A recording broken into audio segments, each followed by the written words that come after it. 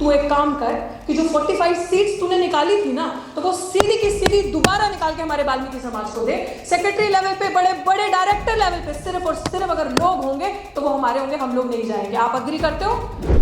Society के अंदर अगर मेरा बाप आईएएस है या मेरा बाप डॉक्टर है, तो क्या आप मुझे उन गंदी निगाहों से देखना बंद कर दोगे? आप मुझे मेरे साथ छुआछूत जातिवाद करना बंद कर दोगे? आप मेरे साथ जो सोसाइटी के अंदर हाल होता है कि अगर आप जितनी पोजीशन पे जाते हो उतना आप इनकी आंखों में खटकते हो। किसके दादा सीजीआई है? कौन खुद सीजीआई है? किसका बेटा जज है? मेरा दादा तो नहीं है, मेरा बाप तो नहीं है, मैं तो नहीं हूँ। ये जो कैमरास यहाँ पे लगे हैं ना, हाँ जोर से, ये जो कैमरास, ये वाले नहीं, ये जो कैमरास यहाँ पे लगे हैं ना, ये कैमरा सीधे जाते होंगे आरएसएस की शाखाओं में, ये मोदी के दफ्तर में, और दिखाते होंगे कि किस स्पीकर ने क्या कहा। क्या पता वो सोशल मीडिया देखते हैं या नहीं देखते, लेकिन उनको उनकी औकात समझ में आनी चाहिए। ये इमरजेंसी का दौर जो लगा है आज, ये हमारे अपने निकम्मे निठल्ले लोग जो सांसद बन के भाजपा में बैठे हैं, उनकी चुप्पी, उनकी गुलामी, उनकी चाटुकारिता की वजह से आज हम ये सब सह रहे हैं।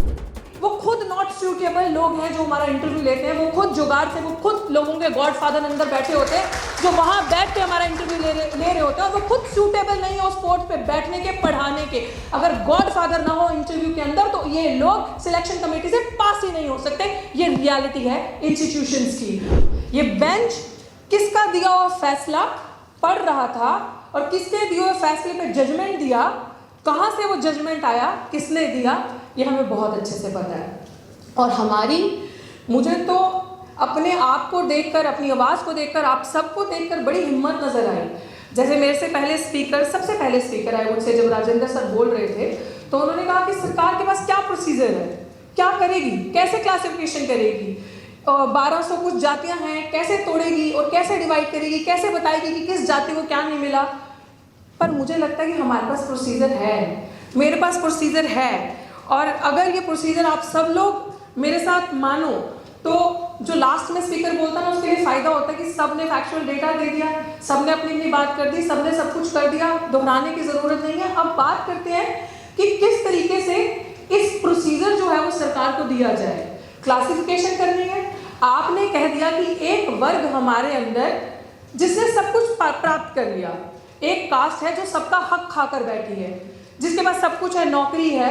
पहली बात है, ये बात ही पूरी कंप्लीटली अनकॉन्स्टिट्यूशनल है, क्योंकि बाबा साहब ने या हमारे संविधान के अंदर जो रिजर्वेशन है उसका बेसिस कभी भी इकोनॉमिक्स नहीं था, उसका बेसिस कभी भी पैसा नहीं था, उसका जो बेसिस था, उसका जो मूल था सिद्धांत, वो सिर्फ जो सोशली और एजुकेशनली पीछे छूट चुके हैं लोग, बैकवर्ड रह चुके हैं, उनको आगे लाना। उसका मतलब ये नहीं था कि हाँ मैं आपको रिजर्वेशन दे रहा हूँ, मैं आपको आईएएस बना रहा हूँ, मैं आपको डॉक्टर बना रहा हूँ, तो आपके अकाउंट में इतना पैसा आएगा तो आपकी स्थिति अच्छी हो जाएगी और फिर इसके बाद आपकी आने वाली नस्लों को रिजर्वेशन की ज़रूरत नहीं है। इसका मतलब ये नहीं था।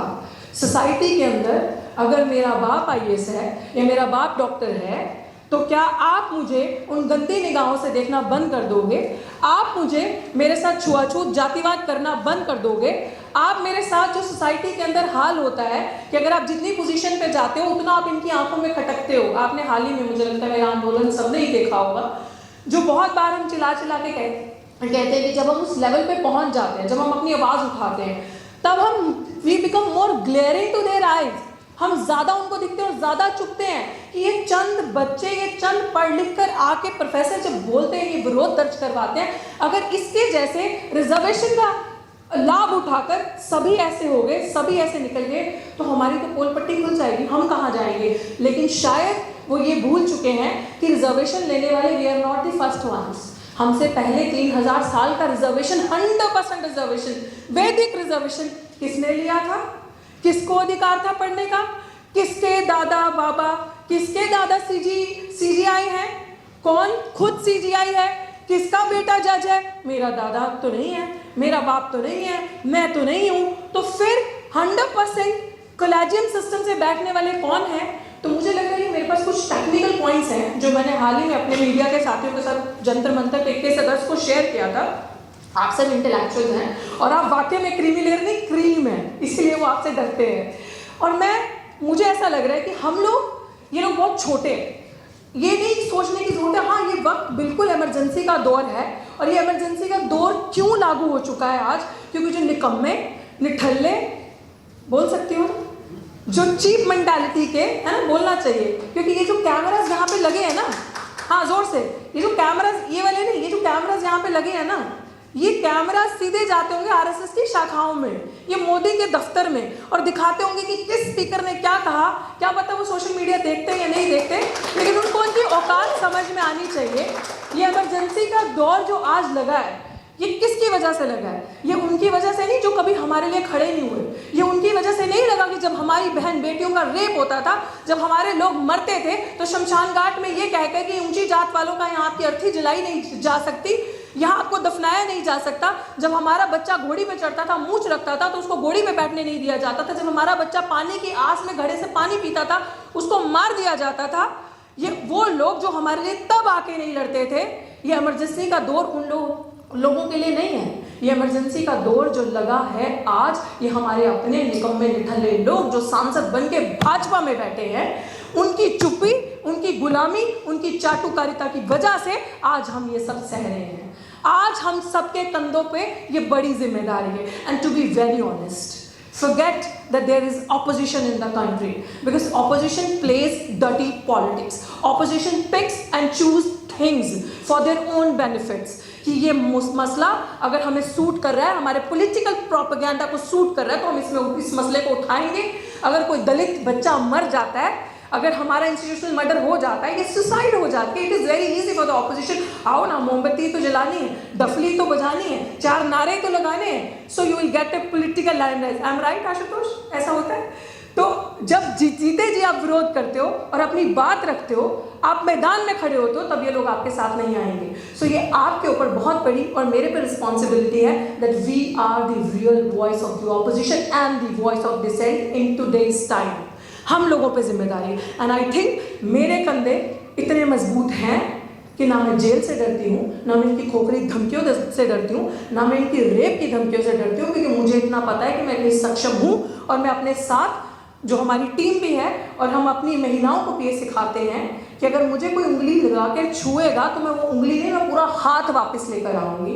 इतना दम मैं अपने आप में रखती हूँ, और मैं सरकार से लड़ना जानती हूँ। और मुझे यही लगता है कि ये चंद लोग, जब हम घर वापस इस ऑडिटोरियम के बाहर जाएंगे और हम यहाँ से एक मैसेज लेकर जाएंगे कि अब हम जो लोग विभाजन करने की, डिवीजन करने की हमारे अंदर कोशिश कर रहे हैं, हमें तोड़ा जो जा रहा है, हमें जो आपस में बांटा जा रहा है, चलो कसम खाते हैं, ये जो आज हिंदू वाहिनी वाले लोग, ये जो आज करनी सेना वाले लोग, हमारे समाज के लोगों को एक वर्ग जो हमारे समाज का सबसे मेहनतकश वर्ग, जैसे वाल्मीकि समाज या धनक समाज कहते हैं, जो सबसे, मैं कहती हूँ लोगों से कहते हैं कूड़े वाले, नो दे आर सफाई वाले। कूड़े वाले तो हम हैं, गंदगी तो हम फैलाते हैं। सफाई करने वाला वर्ग जो सबसे मेहनत का काम करता है, उसके ऊपर सबसे बड़ी गाज जो गिरी है।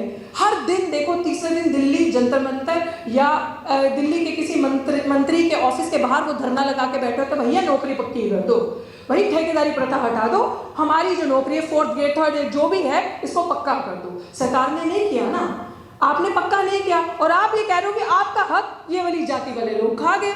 इन लोगों के लोग पढ़ के IAS बन गए, डॉक्टर बन गए, XYZ बन गए, लेकिन ये आपका हक खा गए। हम हक नहीं खाए, हमने हक नहीं खाया। सरकार ने जो उनका हक अधिकार बनता था, जो 12वीं पास तक फ्री एजुकेशन का जुमला दिया, वो 12वीं पास तक नहीं चाहिए। 12वीं पास किया हुआ बच्चा IAS नहीं बन सकता, 12वीं पास किया हुआ बच्चा बड़ी बड़ी पोजीशंस पे जाकर नहीं बैठ सकता। उनको free higher education till PhD और whatever they want to do, वहां तक उनको फ्री एजुकेशन मुहैया कराई जाए, नंबर 1। ये मेरा पहला सुझाव है, जिसके लिए ये ध्यान से सुनना, हम नहीं, हम सेकंड में खड़े होंगे, सेकंड लाइन में। पहली लाइन में कौन खड़ा होगा? भारत की जो आज वर्तमान सरकार है, वो भ्रष्ट जनता party which is BJP, Bharatiya Janata party, वो दूसरे नंबर पे खड़े होंगे हिंदू सेना, करनी सेना, व्हाटएवर द सेना, the so called anti social elements जो इनके संगठन है, वो जो आज हमारे समाज के लोगों को उकसा रहे हैं और आपस में लड़ा रहे हैं, वो हमारा अधिकार मांगेंगे बैकलॉग का। नौकरी हमने नहीं खाई, हमें NFS किया। हमें जब हम इंटरव्यू देने जाते हैं, अ बेंच फुल ऑफ लिटरली वो खुद नॉट सूटेबल लोग हैं जो हमारा इंटरव्यू लेते हैं, वो खुद जुगाड़ से, वो खुद लोगों के गॉडफादर अंदर बैठे होते हैं जो वहां बैठ के हमारा इंटरव्यू ले रहे होते हैं, और वो खुद सूटेबल नहीं है उस पोस्ट पे बैठने के, पढ़ाने के। अगर गॉडफादर ना हो इंटरव्यू के अंदर तो ये लोग सिलेक्शन कमेटी से पास ही नहीं हो सकते। ये रियलिटी है इंस्टीट्यूशंस की। और ये लोग हमें नॉट फाउंड सूटेबल करके, अभी हाल ही में political science department Delhi university में एक ओबीसी पोस्ट पे इंटरव्यू था, एनएफएस कर दिया। सबसे ज्यादा धांधली जो हो रही है सोशल, ये स्कूल ऑफ ओपन लर्निंग जो है वहां पे सबको एनएफएस किया जा रहा है, वो बहुत सोची समझी साजिश है। वो पोस्ट एनएफएस करके बैकलॉग में डाल देंगे, और वो बैकलॉग रोस्टर कब घूम के वो पोस्ट जर्नल में चली जाएगी, और वो बैठ के वहां पे लाभ ले रहे होंगे, और हमारे वाले गद्दार दलाल तालियां पीट रहे होंगे। और हमारे वाले दलाल और गद्दारों में बेंच के अंदर बैठ के इतनी हिम्मत नहीं होती जो एक्सपर्ट बन के जाते हैं इंस्टीट्यूशंस के अंदर, कि वो वहां बैठ के ये बोल सके कि नहीं मैं स्टैंड अलोन हूं, मैं अकेला खड़ा हूं, आप ये गलत कर रहे हो। वो वहां ताली थपथपाते हैं, और वो जो फैसला बाकी 5-7 लोग बैठे होते हैं वो देकर आ जाते हैं। तो हमारी दूसरी डिमांड जो सबसे बड़ी होगी कि हमारा जितना भी बैकलॉग है हमें वो दिया जाए, और मात्र 1 साल के टाइम बाउंड के अंदर वो बैकलॉग पूरा का पूरा भरा जाए, और उन बैकलॉग की सीट्स पे 1 महीने के अंदर, ज्यादा टाइम नहीं लगेगा, सिर्फ टेक 1 मंथ। इस गवर्नमेंट को मैं चैलेंज कर रही हूँ कि 1 महीना लो और हमारे साथ फेयर डिस्ट्रीब्यूशन करना है, तो 1 महीने के अंदर सिर्फ और सिर्फ उन बैकलॉग की पदवियों पे, चाहे वो डॉक्टर्स के अंदर हो, चाहे वो इंस्टीट्यूशन के अंदर हो, चाहे वो नॉन टीचिंग, चाहे वो टीचिंग का हो, आप सिर्फ और सिर्फ हमारे समाज के जो हाशिए पे बैठे हुए लोग जिनका आपको बहुत दर्द है, जिसे आप वाल्मीकि तबका कहते हैं, सिर्फ उनको परमानेंट करेंगे। हम में से सब लोग उनके साथ खड़े होंगे और कोई नहीं जाएगा इंटरव्यू के लिए, सिर्फ वो लोग इंटरव्यू के लिए जाएंगे। आप करो परमानेंट। आप यही सिस्टम रेप्लिका करो, ठेकेदारी प्रथा हटाओ, प्राइवेट सेक्टर हटाओ। आप उनका जो आपने आउटसोर्स किया है ठेकेदारी प्रथा, जो लोग नौकरियां मांग रहे हैं उनको भड़काया है, आप उनको परमानेंट करो। हम में से हमारा लोग कोई नहीं जाएगा।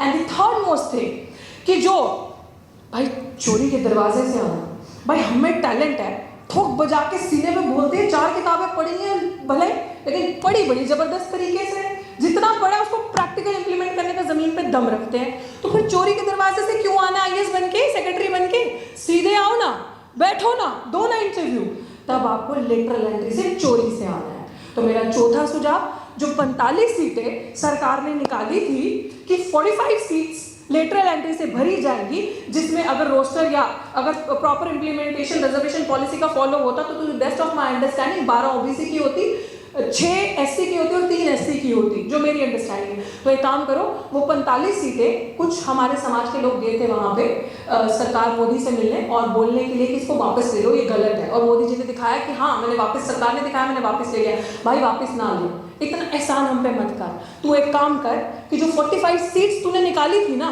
तो वो सीधी की सीधी दोबारा निकाल के हमारे वाल्मीकि समाज को दे। सेक्रेटरी लेवल पे, बड़े बड़े डायरेक्टर लेवल पे सिर्फ और सिर्फ अगर लोग होंगे तो वो हमारे होंगे, हम लोग नहीं जाएंगे। आप अग्री करते हो? आप अग्री करते हो इस पॉलिसी से? अग्री? तो हम नहीं लेंगे, आप उनको दो।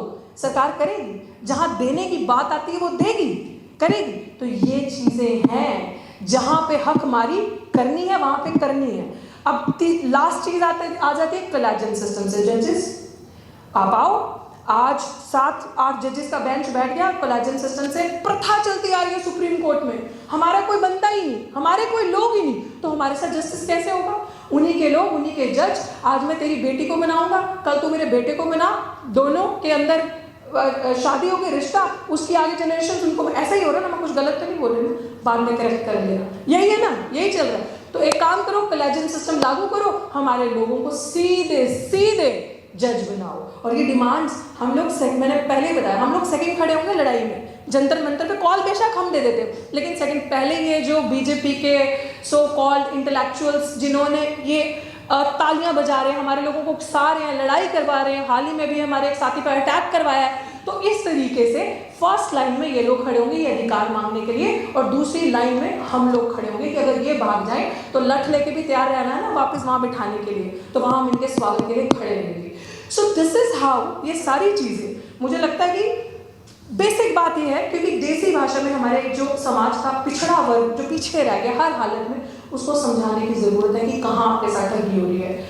मुझे ये लगता है कि जो पिछले 15-20 सालों से हम लोग सिविल सर्विसेज का एग्जाम, जो कि थोड़ा सा माना जाता था कि ये एक फेयर प्रोसीजर है, जो कि अब नहीं रहा। आपने नीट में देख लिया क्या हुआ, आपने देख लिया कि किस तरीके से लेटरल एंट्री से लोगों को घुसपैठ करवा रहे हैं। लेकिन जो एक फेयर सिस्टम माना जाता था, हमें लगता था कि ठीक है सिलेक्शन प्रोसेस सही है, उसमें इनको ये चीज़ लगी कि 15-20 सालों से जो दलित, आदिवासी और मुस्लिम समाज के बच्चे जो हैं, ये सिर्फ पास करके आ नहीं रहे, ये टॉप कर रहे हैं।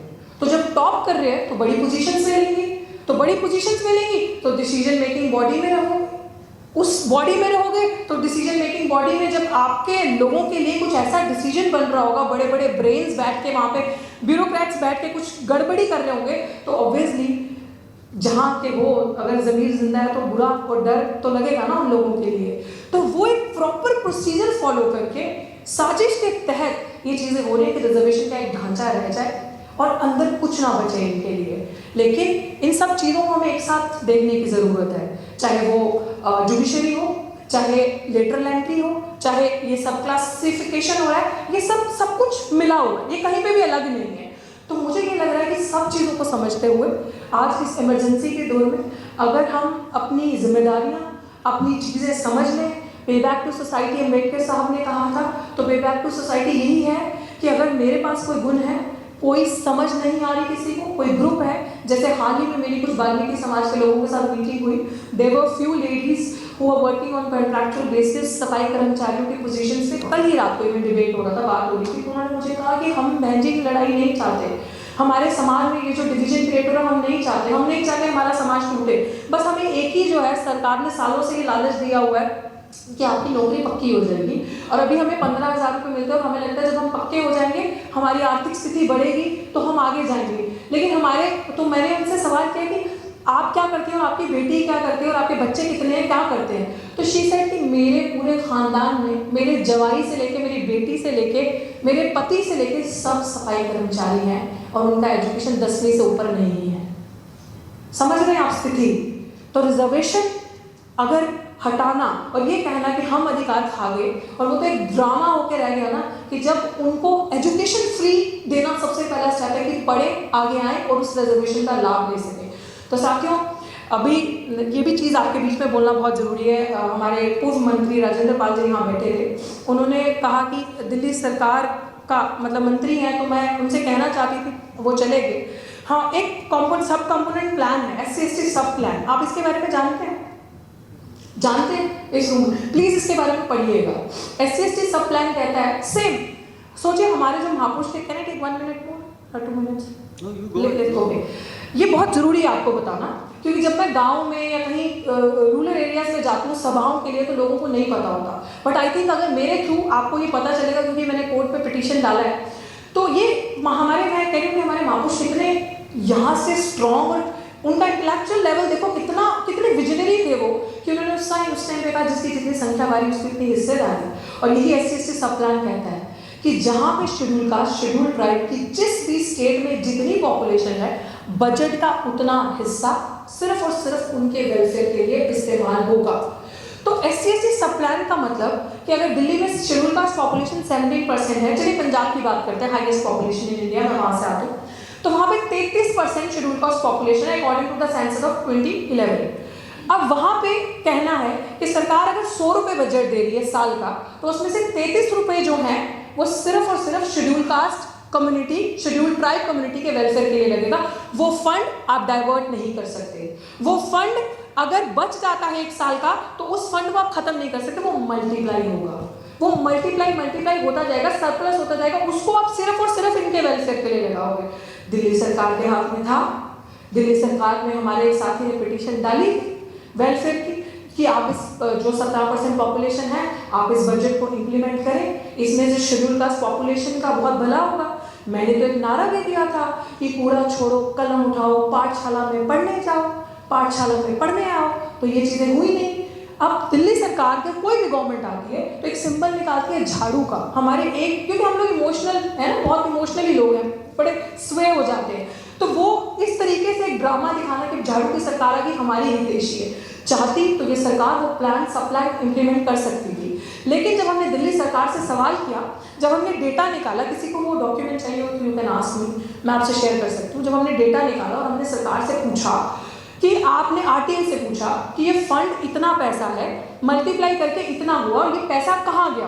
तो सरकार का जवाब आता है, हमने इस फंड से सड़क बनाई तो क्या शेड्यूल कास्ट नहीं चलेगा इससे? हमने इस फंड से ये अस्पताल की डिस्पेंसरी बनाई तो क्या शेड्यूल कास्ट नहीं आएगा? इस डिस्पेंसरी में इलाज करवाने के लिए हमने XYZ किया तो क्या शेड्यूल कास्ट शेड्यूल ट्राइब नहीं आएगा? No, it's a bullshit. वो जो संवैधानिक प्रोविजन है उसका कहना ये है कि इस फंड के तहत, इस कंपोनेंट प्लान के तहत सिर्फ और सिर्फ इनके बच्चों को स्कॉलरशिप्स, इनके बच्चे अगर फॉरेन पढ़ने जाना चाहते हैं उसकी स्कॉलरशिप्स, इनके बच्चे अगर UPSC वगैरह IAS की कोचिंग लेना चाहते हैं उसकी स्कॉलरशिप, नरेगा वर्कर्स जो लोअर लेवल पे काम करते हैं उनको लोन्स, उनकी स्थिति अच्छी, जो लोग नंगे बदन सिवर के अंदर उतर रहे हैं उनके लिए ऐसी चीज़ें, ऐसी मशीन्स बनाई जाए कि उनका वो वहाँ पे शोषण रुका जाए, उनके साथ वो जो मैनुअल स्कैवेलिंग करते हैं वो रुकी जाए, वो सिर्फ और सिर्फ कंपोनेंट प्लान इनके वेलफेयर देना। बताइए, अगर ये प्लान किसी भी सरकार में, चाहे वो कांग्रेस, चाहे वो आम आदमी पार्टी, चाहे वो वर्तमान की present establishment Bharatiya Janata party, अगर इन्होंने वो प्लान इम्प्लीमेंट किया होता तो आज हमारे अंदर ये जो डिवीजन क्रिएट करने की कोशिश करें ये नहीं होती। हमारा पैसा, हमारा हक हमें दिया जाता। तो हमें सबको एक करके देखना है और आने वाले टाइम पे आई एम रेडी, सड़क पे भी, संसद तक भी और जेल तक भी, wherever they welcome me, I am there. So I am their boss. तो वो जहाँ लेके जाना चाहें, so I lead them. So मुझे ये लगता है कि इस दौर में हम सब एक साथ हैं। वही दौर उन्होंने वापस लाया, लेकिन तब शायद हमें लड़ना इतने अच्छे से आता नहीं था, लेकिन आज हमें कमर भी तोड़ना आती है, उलगुलान करना भी आता है, लड़ना भी आता है, चाहे वो कलम से हो, चाहे वो किसी और चीज़ से हो। तो अब हम तैयार हैं हर तरीके से और इस लड़ाई को हम लड़ेंगे। और मोटी मोटी बात हम लोग सब समझ चुके हैं कि कैसे लड़ना है, क्या करना है। बस संसद आवारा हो चुकी है। लेट्स टेक अ प्लेज कि सड़कें अब सुनसान नहीं रहनी चाहिए। जय भीम। बहुत बहुत शुक्रिया। साथियों, अगर आपको द न्यूज वीक का काम पसंद है और आप चाहते हैं कि हम यूं ही अम्बेडकरवादी पत्रकारिता करते रहें तो हमारी आर्थिक मदद जरूर करें। आप अपनी स्क्रीन पर दिखाई दे रहे इस QR कोड को स्कैन करें और न्यूज वीक फाउंडेशन के खाते में अपनी दान की राशि भेजें। QR कोड के अलावा आप UPI के जरिए भी मदद कर सकते हैं। आप हमारी UPI ID newsweek@YesBank पर भी मदद भेज सकते हैं। इसके अलावा आप हमारे अकाउंट में भी मदद भेज सकते हैं। खाते का नाम है news week foundation, account number है 02358800000640। IFSC कोड है YesB000235। बैंक का नाम यस बैंक है और ब्रांच है नेहरू पैलेस, दिल्ली। आप डोनेशन के एवज में इनकम टैक्स में भी छूट पा सकते हैं। डोनेशन की रसीद पाने के लिए ट्रांजैक्शन का स्क्रीनशॉट हमें भेजें। टाइप करें डोनेशन स्पेस आपका नाम और हमें 8595794224 पर व्हाट्सएप करें।